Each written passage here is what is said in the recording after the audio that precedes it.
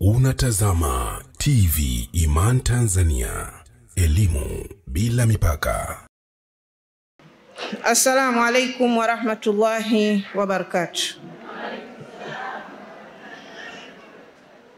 Alhamdulillahi rabbil alamin. Wassalatu wassalamu ala rasulillahi sallallahu alayhi wasallam.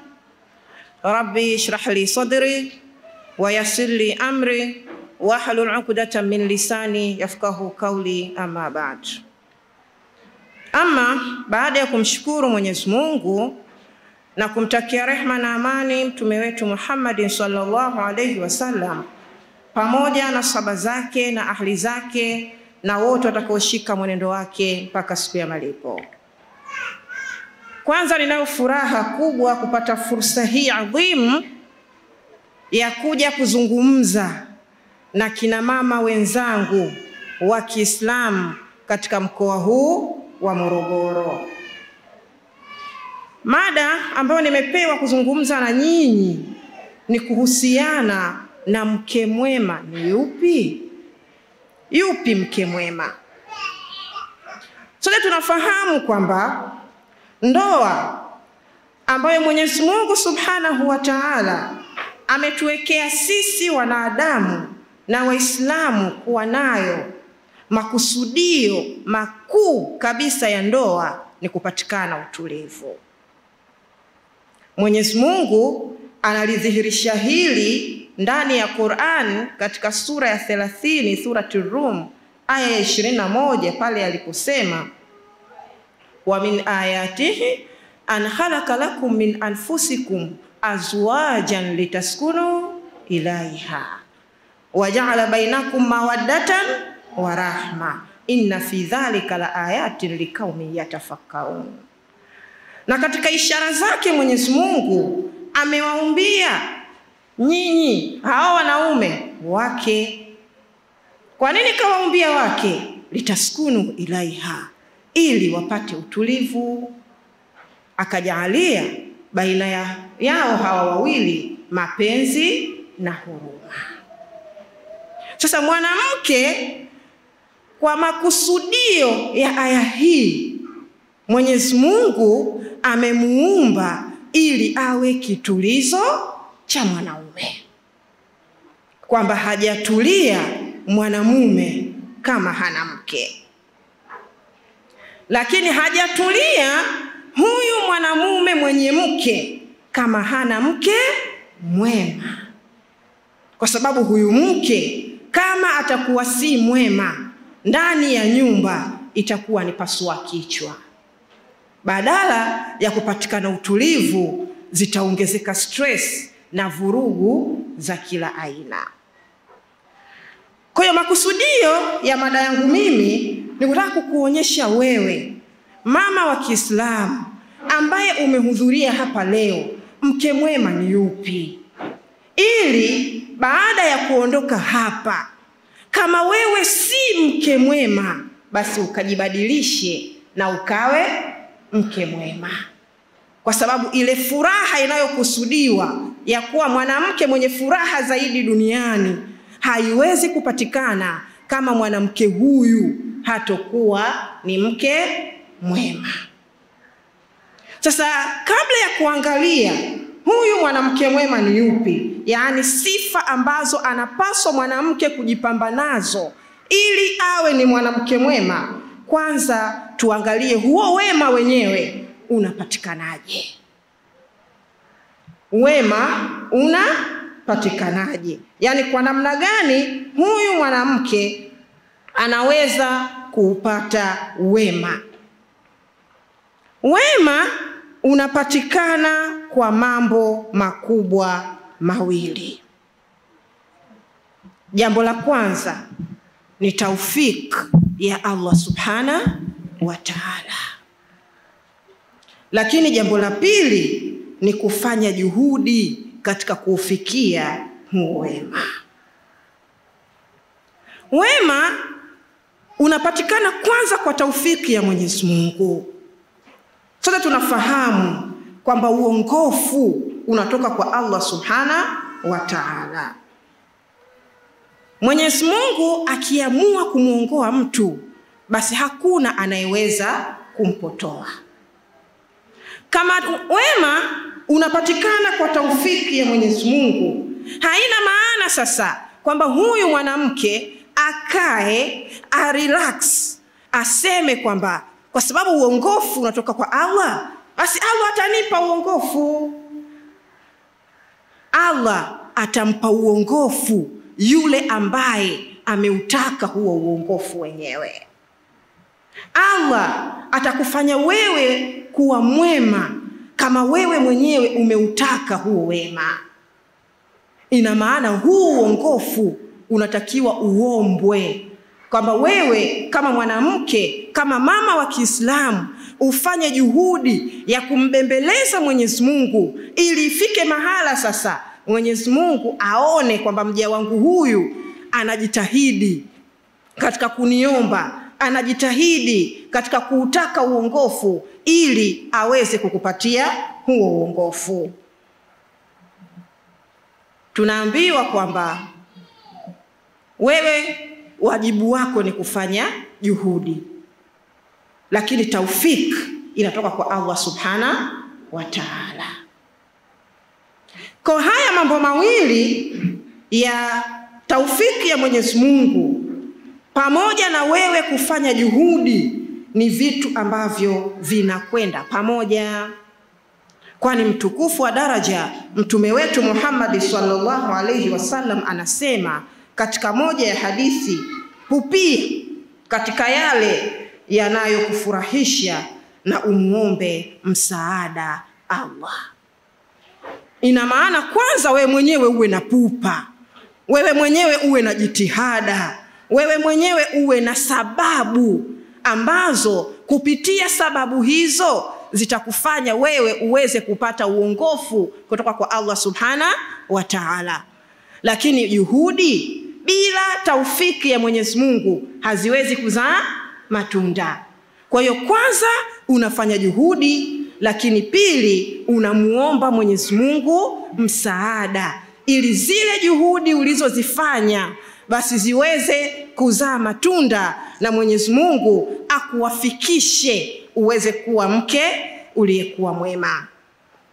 Kwa hiyo wema unapatikana kwa mambo hayo makubwa mawili.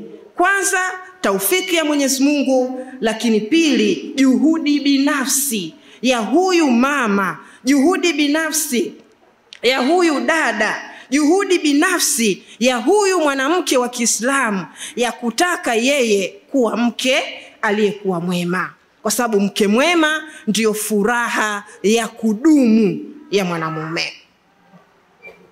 Sasa tuje kwenye kuangalia sifa za huyu mke mwema. Katika kuziangalia sifa za mke mwema, tutaziangalia katika maeneo makubwa mawili.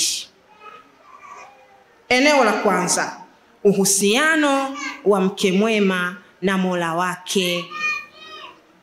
Uhusiano wa mke mwema na Mola wake. Namna gani ambavyo huyu mwanamke mwema anahusiana na aliyemuumba. Lakini eneo la pili ni uhusiano wa mke mwema na mume wake. Tunaanza na eneo la kwanza, uhusiano wake na Allah subhanahu wa ta'ala.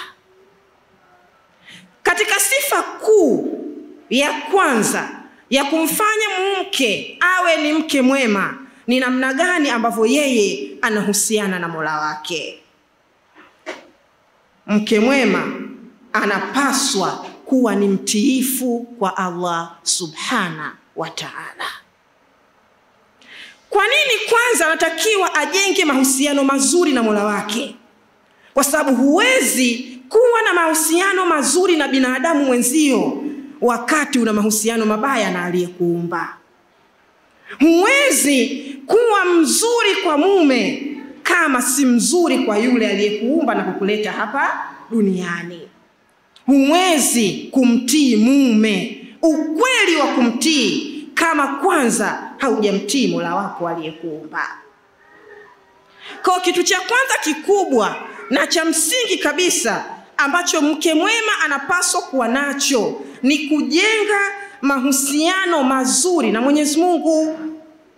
Mke mwema anapaswa kuwa mtiifu kwa Allah Subhanahu wa Ta'ala, kwa sababu Allah Subhanahu wa Ta'ala anasema ndani ya Qur'ani, basi wanawake wema ni watiifu kwa Allah, wenye kujihifadhi hata wanapokuwa hawapo waume zao, kwa aliyowahifadhi Mwenyezi Mungu.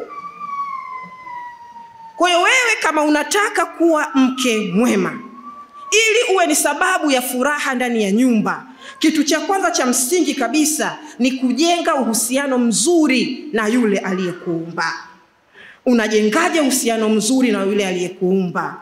Ni kwa kutekeleza maamrisho yake na kuacha yale aliyoyakataza. Mke mwema anatarajiwa kuwa ni mwenye kudumu katika ibada. Anatarajiwa kuonekana akitekeleza swala 5. Anatakiwa akionekana akifunga mwezi mtukufu wa Ramadhani. Anatakiwa akionekana akifanya juhudi katika sio tu kuisoma, bali kuijua Qur'ani na kuiingiza katika matendo. Mke mwema anatakiwa aonekane ni mwenye kumtegemea Mwenyezi Mungu katika kila lake. Jema lake na baya lake, zuri lake na baya lake, yote anapaswa kuyaelekeza kwa Mwenyezi Mungu. Mke mwema anategemewa aonekane ni mwenye kumtegemea Allah kwa kila hali. Anapoamka amkumbuke Mola wake kwa kumshukuru, lakini kila analolifanya reference yake namba 1 iwe ni hili jambo ninalolifanya, Allah ameniamrisha hivi ninavyolifanya ndivyo nilifanye. Mke mwema anapaswa kujikita katika kuvaa stara, ile stara ya kweli, sio stara ya vazi peke yake, kwa sababu stara ya vazi peke yake haitoshi kama huna ile stara ya kweli. Ndio unaweza ukakuta mwanamke wa Kiislamu katika stara ya vazi yuko vizuri, anavaa vazi lake vizuri, anavaa jalbibi lake zuri, anavaa nikabu na gloves mikononi na socks miguuni, lakini mbele ya mume wake yeye anamchiti. Anatoka nje ya nini? Nje ya ndoa. Unaweza ukaona ni kitu cha ajabu, lakini wapo wanawake wa aina hiyo, kwamba stara ya vazi anaivaa vizuri, lakini ile stara halisi haitekelezi. Mke mwema anategemewa kuonekana kwamba yeye anajikita zaidi katika masuala ya kiibada, masuala ya kutengeneza mahusiano mazuri na Mola wake. Mke mwema anategemewa awe ni mwenye kutoa zaka na sadaka. Mke mwema anategemewa kama ana uwezo basi aitilie umuhimu ibada ya hija na ibada ya umra. Wanawake siku hizi mashallah, ukti amezungumza hapa, wanawake wanajishughulisha sana siku hizi na ujasiriamali. Lakini je, katika kufanya ujasiriamali huu una target ya kujiwekeza kwa ajili ya kutekeleza ibada ya haji na umra? Mke mwema anatakiwa mahusiano yake na Allah yawe mazuri.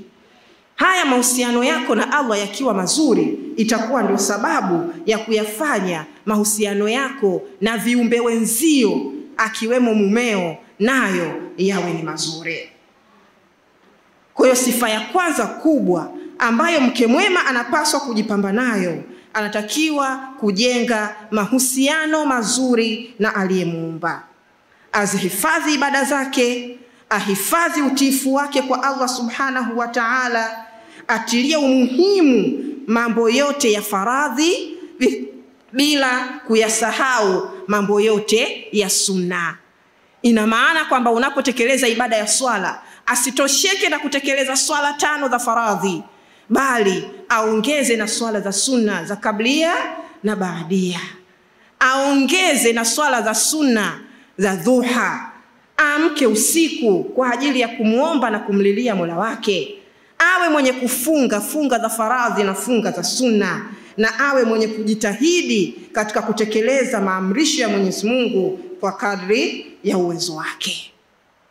Katika hadithi iliyosimuliwa na Abu Huraira radhiyallahu anhu anasema, Mtume sallallahu alayhi wasallam amesema, mwanamke pindi akiswali swala zake 5 na akafunga mwezi mtukufu wa Ramadhani na akahifadhi tupu yake na akamtii mume wake, mwanamke huyu ataambiwa achague mlango wote ule wa pepo au takao ili aingie. Ukitazama hadithi hii unaweza ukasema kwamba mwanamke kuingia peponi ni rahisi mno. Si ndio Mambo mangapi yametajwa ndugu zangu? 4 tu. La kwanza kuswali swala 5. La pili ni kufunga mwezi mtukufu wa Ramadhani. La 3 ni kuhifadhi tupu. Na la 4 ni kumtii mume. Lakini haya mambo 4 ukiyatazama kwa jicho la tafakur ni mambo mazito sana.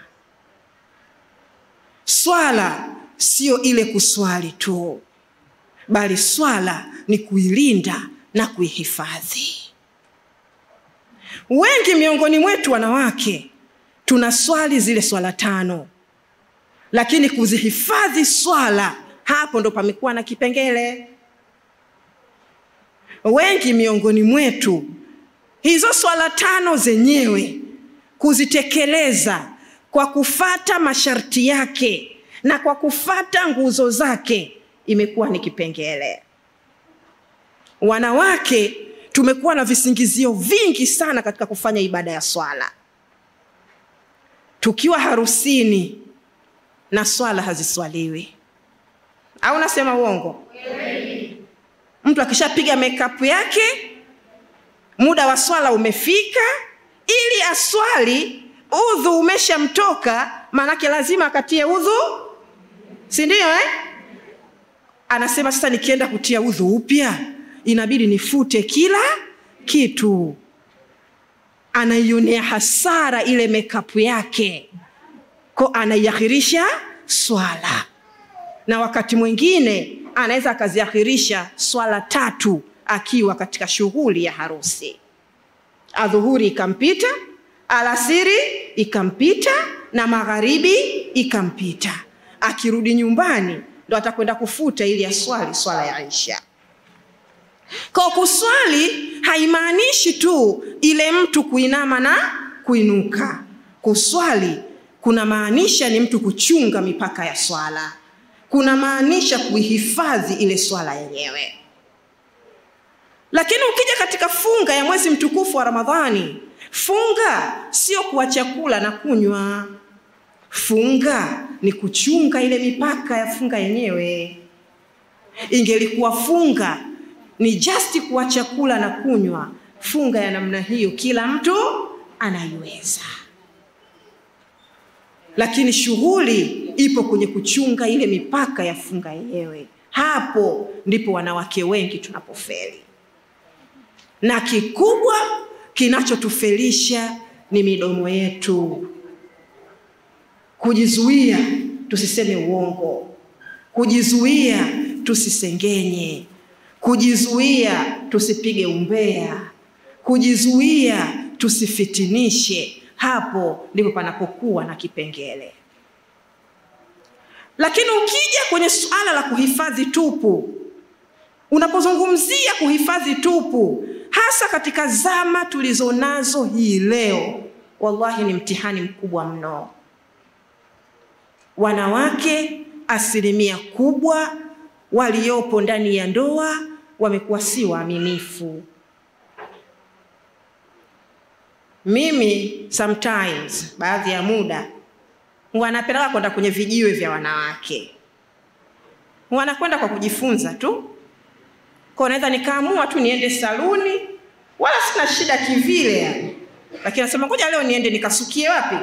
Saluni. zile saluni ambazo hazina mchanganyiko na wanaume. Ule muda wa lisali moja au lisali moja na nusu utakapokaa pale, utakayoyasikia kwa wanawake wenzio, unaelewa kwa kiasi gani katika jamii yetu ya leo kumpata mke mwema ilivyokuwa ngumu. Lakini kijiwe kingine ambacho utavipata mambo mengi ya wanawake ni kwenye kuchora hina na piko. Unaenda kwenye kijiwe cha kuchora hina na piko, ukakae pale unasubiri mpaka uchorwe, mpaka umalize, mpaka ikauke, mpaka ifutwe, mpaka hivi. Siku moja nilikwenda kwenye kijiwe kimoja cha aina hiyo. Wamama ambao walipofika pale walikuwa wamevaa nikabu. Yani walipofika pale, yani mimi ndo nilikuwa naonekana sio Muislamu.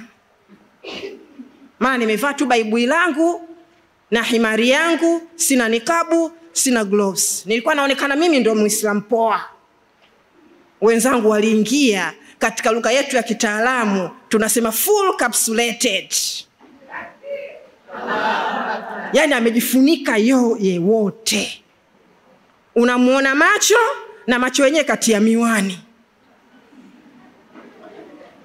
Lakini yaliyokuwa yanazungumzwa, inna lillahi inna ilaihi raji'un. Mwanamke wa Kiislamu hajui tulioko pale sisi ni kina nani. Hajui tunamjua ama hatumjui.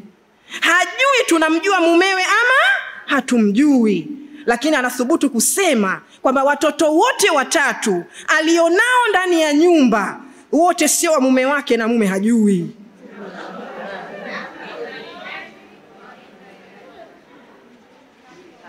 Watoto watatu alionao wote sio wa mume wake na mume hajui. Kwa hiyo mume analea watoto watatu ndani ya nyumba, lakini wote sio watoto wake. Kwa hiyo unapozungumzia kwamba mwanamke anatakiwa kuhifadhi tupu, ni jambo, sio jambo ambalo ni Mwenyezi Mungu ama na mtume wake wanaweza wakasema kitu tu just wakasema. Lakini hao wanaotoka tu, mtu anakwambia akinizingua na mimi nafanya nini? Namzingua. Yeye huku ndani akijifanya amenuna, mimi naenda kutafuta mwanaume mwingine wa kumalizana naye. Hii shida kwenye umma wetu wa Kiislamu wa leo ni kubwa kweli kweli. Na wanaume asilimia kubwa haya mambo hawafanye nini? Hawayajui. Watayajuaje na wao kwenye vijiwe vya wanawake hawapo? Kwa hiyo suala sio tu kuswali. Suala sio tu kufunga. Suala sio tu kuhifadhi. Suala hili mpaka Mwenyezi Mungu akalidhaminia pepo kwa mwanamke mwenye kuhifadhi haya mambo manne. Maana yake haya mambo manne ni mazito kweli kweli. Kwamba kweli kama mwanamke ataweza kuswali swala 5 ukweli wa kuziswali. Swala Mwenyezi Mungu ameshasema ndani ya Qur'ani, inna salata tanha anil fahsha'i wal munkar. Kwamba swala ikiswaliwa vilivyo inamzuia anayeswali na mambo maovu na machafu. Lakini hii funga kama itafungwa kikweli, funga imekusudiwa kufanya nini? La'allakum tatakun, ili tuweze kuwa wacha Mungu. Ina maana kama mwanamke huyu atakuwa anafunga ukweli wa kufunga, funga hii itamfanya yeye kuwa mcha Mungu. Lakini kama huyu mwanamke atakuwa anajistiri kweli, anastiri aura yake kikweli, kwamba hana zaidi ya mume wake, huu ni utakaso, tena utakaso wa hali ya juu kabisa. Lakini ukija kwenye jambo la 4 la kumtii mume, hapo ndio kipengele. Hasa katika zama hizi tulizonazo leo, zama za maendeleo ya sayansi na teknolojia, zama za 50-50, kama wanawake na wanaume tunagawana nusu kwa nusu. huo utiifu umekuwa ni hadithi, tena hadithi ambayo huenda baadhi ya wanaume walishaisahau miaka 10 iliyopita. Tukija katika eneo la pili, uhusiano wa mke mwema na mume wake. Tunapozungumzia uhusiano wa mke mwema na mume wake, ina maana ya kwamba ili mwanamke awe mke mwema, basi awe ni mwenye kuhifadhi haki za mume wake. Mwanamke huyu anapaswa amhifadhi mumewe kwa kila hali. Amhifadhi katika ule utu wake mwanamume. Amhifadhi katika cheo kile ambacho mwanamume amepewa na Allah Subhanahu wa Ta'ala. Amhifadhi mwanamume katika mali yake. Yani awe yeye ni mlinzi mkuu wa mali ya mwanamume. Unapozungumzia uhusiano wa mke mwema na mumewe, hapa tunapata mambo 8 ambayo mwanamke wa Kiislamu anapaswa kujipamba nayo ili ahesabike yeye kuwa mke mwema. Nitayataja na kuyaelezea japo kwa muhtasari, alafu kila mmoja atajipima yeye mwenyewe. Je, mimi ni mke mwema au ni mke tu just mke? Sifa ya kwanza, mke mwema anatakiwa kumfurahisha mume wake. Sifa ya pili, mke mwema anatakiwa kumtii mume wake. Sifa ya tatu, mke mwema hamtii uzito mume wake katika matumizi. Sifa ya 4, mke mwema hakufuru neema kwa mume wake. Sifa ya 5, mke mwema anatakiwa kumheshimu mume wake. Sifa ya 6, mke mwema anatakiwa kuwa mwadilifu kwa watoto wake. Sifa ya 7, mke mwema anatakiwa kubaki nyumbani. Na sifa ya 8, mke mwema hatoi siri za mume wake. Tunaanza na ya kwanza. Mke mwema anamfurahisha mume wake. Imepokewa katika hadithi na Abu Huraira radhiallahu anhu, Mtume sallallahu alayhi wasallam aliulizwa juu ya mwanamke bora ni yupi? Akajibu, ni yule mwenye kumfurahisha mume wake pindi anapomtazama, anamtii pale anapomwamrisha, haendi kinyume juu ya nafsi dhidi ya anayoyachukia. Hapa tunapata sifa ambazo Mtume wetu Muhammad sallallahu alayhi wasallam amezitaja zinazomhusu mke bora. Ya kwanza akasema anapomwangalia mume wake anamfurahisha. Hii ina maana gani? Mke mwema anatakiwa awe qurrata aini kwa mumewe, kitulizo cha jicho la nini? La mume. Kwamba kama mume anataka kuona kitu cha kufurahisha, basi akimbilie wapi? Kwa mkewe. Pale kwa mkewe ndo atakiona kitu kinachomfurahisha. Maana yake ni nini?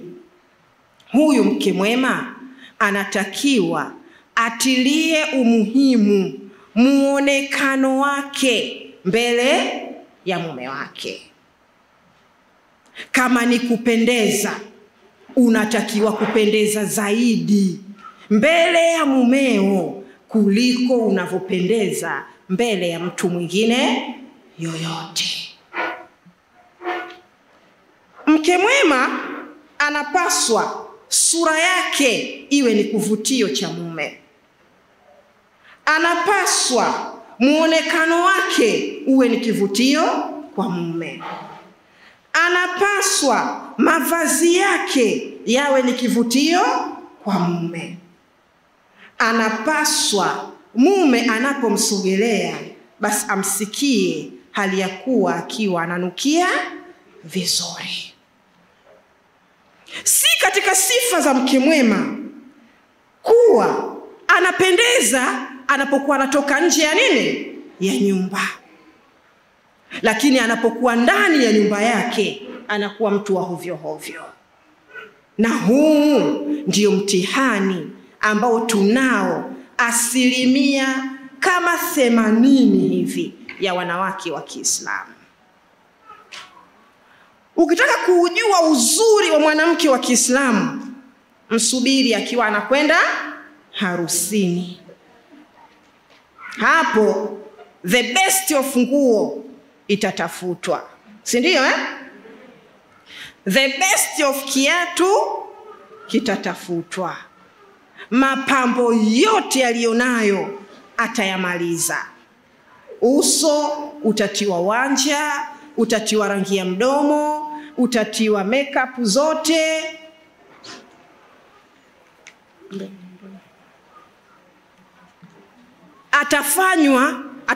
Atamaliza mapambo yote. Masikioni hereni zitavaliwa, shingoni cheni itavaliwa, vidole vitatiwa pete, mguu utatiwa kikuku, alimradi mwanamke anatoka ngari ngari.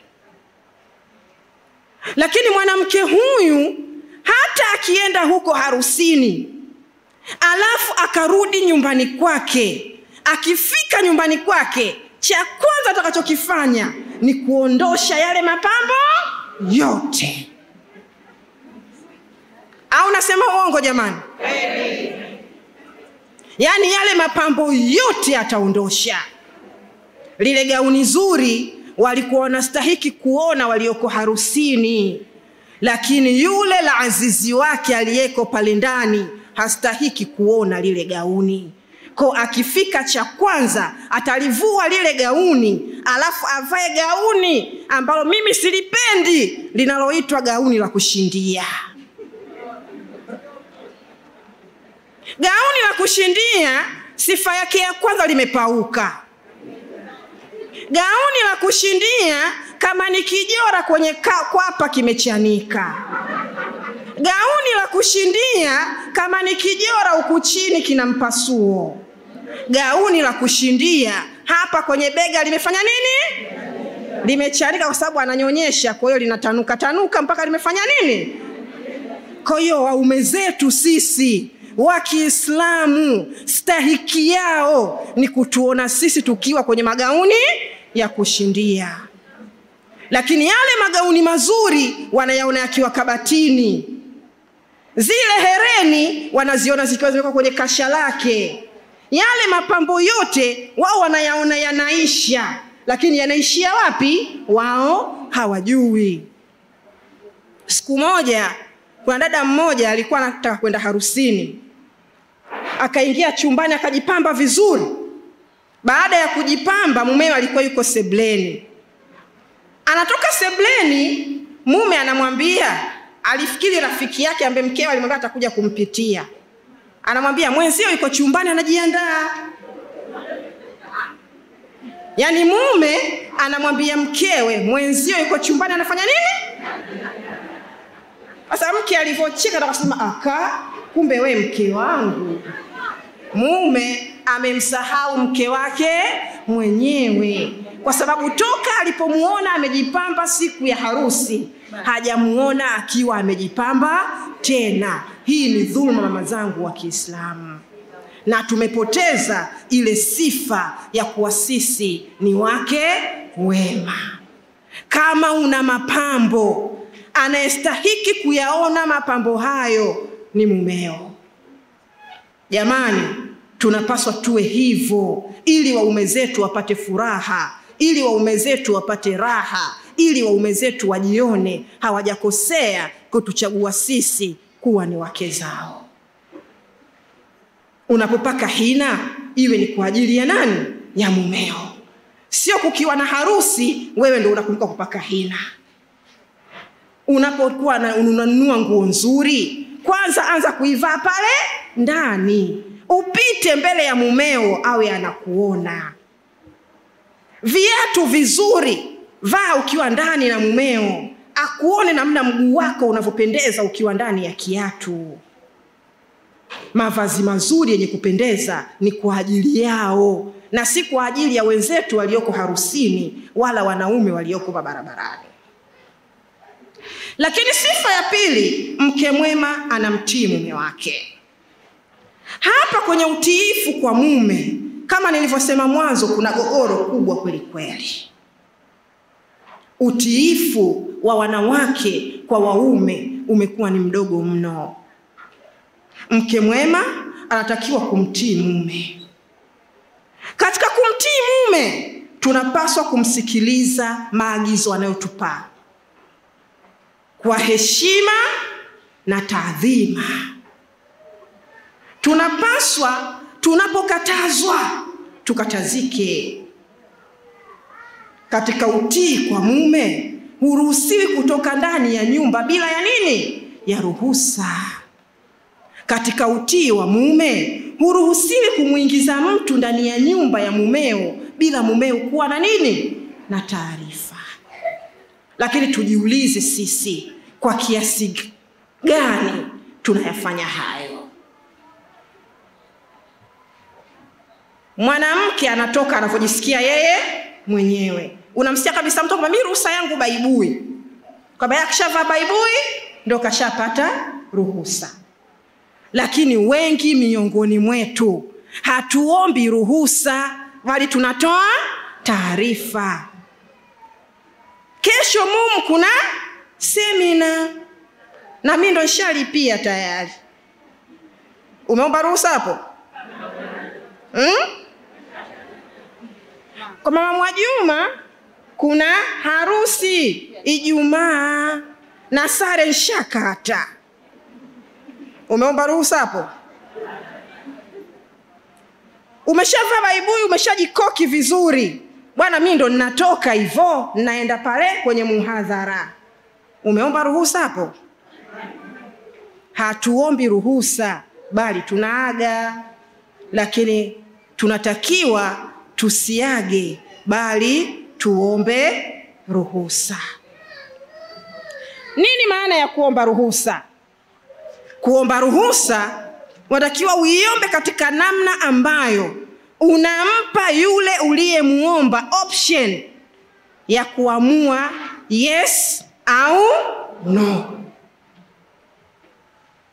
Lakini sio umeshafanya maamuzi, umeshaandaa kila kitu, alafu naambia kesho kuna kitu fulani, au mimi ndo ninatoka hivyo, ili akukataze ulete ligi sababu ligi tunaziweza, si ndio Siku hizi wanawake tuna mtindo tunaita kifurushi.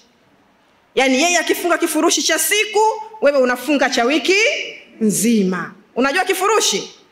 Kununa yani. Kwa maana yani wewe ukimuudhi mume akakufungia kifurushi cha siku moja kwa sababu umemkera, wewe unamfungia kifurushi cha wiki nzima. Kisa umenyimwa ruhusa ambayo wewe mwenyewe ndo umekosea katika kuiomba. Kwa tunapaswa kuwa watiifu kwa waume zetu. Tujali ile nafasi ambayo Allah Subhanahu wa Ta'ala amewapa. Katika mtihani mkubwa ambao upo katika utiifu kwa waume, upo leo hii kwenye haya maisha yetu ya 50-50. Kwenye haya maisha yetu ya mwanamke na yeye ana nguvu ya kiuchumi. Kwenye haya mafundisho ambayo tunapeana huko, kwamba na sisi pia tunazo fursa. Hadhi ulionayo, cheo ulichonacho kazini, elimu kubwa ulionayo kuliko mumeo, uzuri uliopewa na Allah Subhanahu wa Ta'ala, kipato chako kuwa kikubwa haipaswi kuwa ni sababu ya kutomtii mume wako. Sababu Mwenyezi Mungu amempa mume cheo cha hali ya juu. Ar-rijalu qawwamuna 'ala an-nisa. Mume ni kiongozi. Mtume sallallahu anasema kama ingeruhusiwa mwanadamu kumsujudia mwanadamu mwenzie, basi mwanamke angepaswa kumsujudia mumewe kila anaporejea katika nyumba.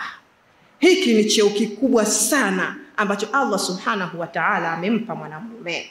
Kwa kama unataka kuwa mke mwema, kuwa mtiifu kwa nani? Kwa mumeo. Lakini tatu, mke mwema hamtii uzito mume wake katika matumizi. Mke mwema anapaswa kujua hali halisi alionayo mumewe. Akijue kipato chake, ajue mume anamiliki nini, ana uwezo wa kipi na hana uwezo wa kipi. Kwa katika matumizi yako, jali kile kipato alichokuwa nacho mumeo. Usiweke demand kubwa kuliko uwezo aliokuwa nao mume, mwisho wake unamuingiza mume katika madeni yasiyokwisha. Lakini mke mwema hakufuru neema. Nini maana ya kukufuru neema? Wanawake sisi tuna tabia, mume utaishi naye miaka 10, lakini akija kukukosea mara moja, unamwambia mimi sijawahi kuona zuri lolote kutoka kwako. Ya kweli hayo? Hivi mtu ambaye hujawahi kuona zuri hata moja, unaweza kuishi naye miaka 10? Au umeishi naye mume miaka ulioishi naye, akitokea ameamua kukuletea msaidizi pale nyumbani, kukuongezea mke wa pili, basi wema wake wote unafanya nini? Unausahau. Kisa tu umeletewa nini? Msaidizi. Mimi mtu akiletewa msaidizi alafu akaleta mbwembwe, mimi namuona huyo ni mwanamke asiyejiamini. Sababu mwanamke asiyejiamini, anayejiamini huwa hamuogopi mwanamke mwenzie.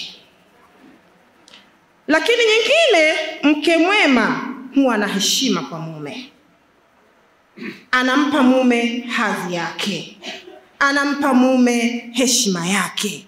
Hamtolei mume maneno ya hovyo, hamtukani, hamkashifu, hamvunjii heshima kwa namna yoyote ile. Mama zangu, sisi wanawake wasomi tuna shida sana. Wanawake wasomi, yani mume anaweza kaa akamwambia kitu, kampa mawazo tu mazuri tu, sasa kwa sababu yeye amesoma na degree yake, ana masters yake, ana PhD yake, anaitwa dokta, anamwambia afu watu wafupi bwana na mawazo yao mafupi. Yani anadharau mumewe kwa sababu tu yeye ana elimu maybe kubwa kuliko elimu aliyokuwa nayo mume wake. Mume no matter yuko vipi, madhali ulikubali kwamba yeye ni mume wako, basi unapaswa kumheshimu. Muda wangu umeisha, kwa naomba niishie hapo. Wabillahi tawfik, wassalamu alaikum wa rahmatullahi wa barakatuh. Hii ni TV Iman Tanzania. Elimu bila mipaka.